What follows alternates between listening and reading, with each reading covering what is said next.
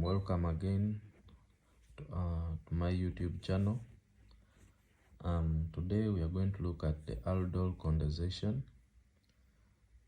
Before we can do that, please, I would like to request you to like, comment and subscribe to my channel for further videos about chemistry. Today we are looking about aldol condensation, which is paramount or which involves aldehydes which have alpha hydrogens. And when we talk about alpha hydrogens, these 3 hydrogen atoms on this acetaldehyde are the alpha hydrogen atoms.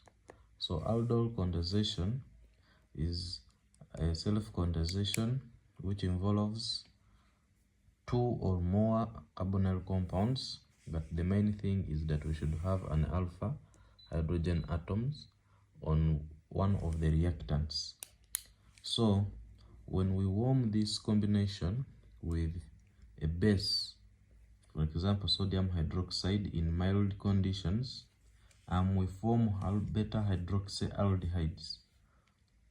So these beta hydroxyaldehydes are what we call aldols. So an aldehyde plus an alcohol forms an aldol. So this reaction is known as the aldol condensation.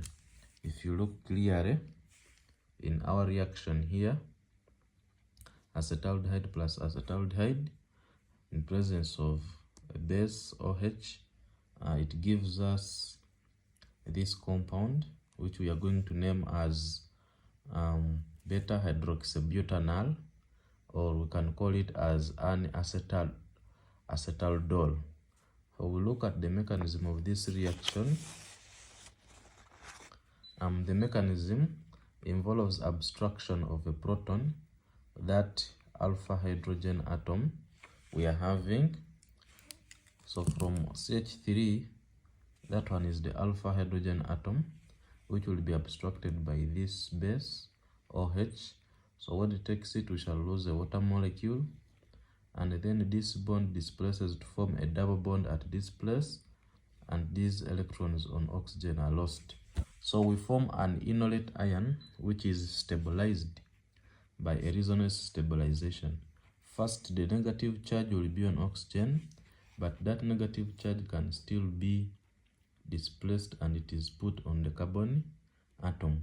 So this resonance stabilization is known as the enolate ion, or a carbon atom which is having a negative charge, but that negative charge is connected near or close to a carbon with an electronegative group, or a carbon oxygen double group, or any carbon, maybe nitrogen or whatever, but this carbon atom which is next to it has a negative charge.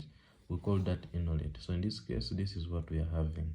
So that enolate ion acts as a nucleophile in our next step. It donates electrons to this carbon, and then this oxygen loses electrons. So this is how we form a bond between the 2 carbon atoms, and then we have a negative charge created on oxygen atom. So when we hydrolyze this in water, this oxygen abstracts a proton from the water, and then we lose an OH which was used as a catalyst in our first reaction. So this will now be our product of beta hydroxy, because this is the functional group, carbon having the functional group. The next carbon is alpha and the next one is beta. That's why we call it beta hydroxy butanal, because there are 4 carbon atoms. Or someone could name it and say position 1, position 2, position 3, and then you will say 3 hydroxy butanal, but it is better to say beta hydroxy butanal. So in these condensation reactions, aldol condensation, we can have several forms of condensations which we are going to call crossed aldol condensations. So if the condensation is between 2 different aldehydes, we shall, for example, this carbon here is having other groups which are different. So, and this acetaldehyde reacting in the presence of OH. So this, if these R's are not hydrogens, then this is a different aldehyde. So we shall be forming a crossed aldol condensation reaction. If the aldehydes are the same, that one is a normal condensation reaction. So we just say that is aldol condensation. But if they are different, then we say it is a crossed or a normal crossed aldol condensation reaction. It can also happen between two different ketones, but these ketones, one of them should have alpha hydrogen, which will be abstracted, alpha hydrogen, which will be abstracted to form the inlet ion. Or the reaction can also happen between an aldehyde and a ketone. For example, this is our aldehyde, acetaldehyde, and then we have acetone in the presence of this. So the acetone, one hydrogen of the acetone will be removed and it will act as our inlet ion to form 4-hydroxy-pentane 2-on. But we should be very serious about this reaction here, because even these hydrogens from the acetaldehyde can be abstracted. So that means in this case, various compounds or various products can be formed depending on how much we can have. For example, this, we can abstract a proton from here to form the inlet with the propanone, or we can abstract the proton from these alpha hydrogens here to form the inlet with the aldehyde. Then the product will be different. So we have to be very serious about this, that this is not the only product we expect to have in this case of this crossed product. Then we are going to look at the applications. Applications for aldol condensation. One of them is preparation of cinnamaldehyde. So if we get benzaldehyde plus acetaldehyde in presence of OH, so this will have, in this case, we only have one which can have an inlet ion. So this is the only acetaldehyde. So it is these protons which will be taken off, and then the inlet will act as a nucleophile attacking the carbonyl compound of the benzaldehyde. So it will give us this compound, which is hydroxypropanaldehyde.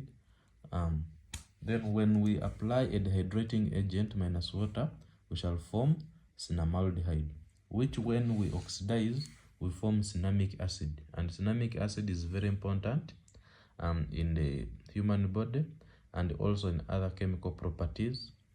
As you can find out, you can go and search about cinnamic acid or cinnamaldehyde and its applications to the human life and in medicine. Then we also have synthesis of monosaccharides as one of the applications of the aldol condensation reaction. If you get 3 moles of glycol aldehyde and you warm them in presence of sodium hydroxide, we shall form a monosaccharide known as formose. Also, we have preparation of cyanine dyes, photographic, which are acting as photographic sensitizers. So if you have any pyridine molecule which has alpha methyl group, so these alpha methyl groups here are going to be acting as alpha hydrogen atoms. They can easily be lost to form an inlet or a carbon anion here at this position. So if, for example, when you look at this alpha picoline methiodide, this is the structure of alpha picoline methiodide. You react it with beta dialkyl aminobenzaldehyde in presence of piperidine, we shall form a cyanine dye. This cyanine dye is a very good photosensitizer.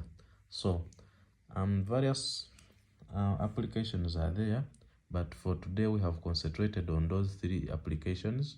You can go on and search for more applications of the aldol condensation.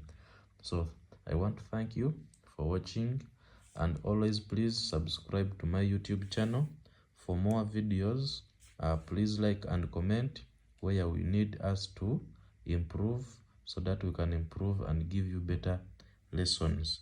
Thank you. Let's meet again in my next video. This is Hope Chemist for you. Thank you.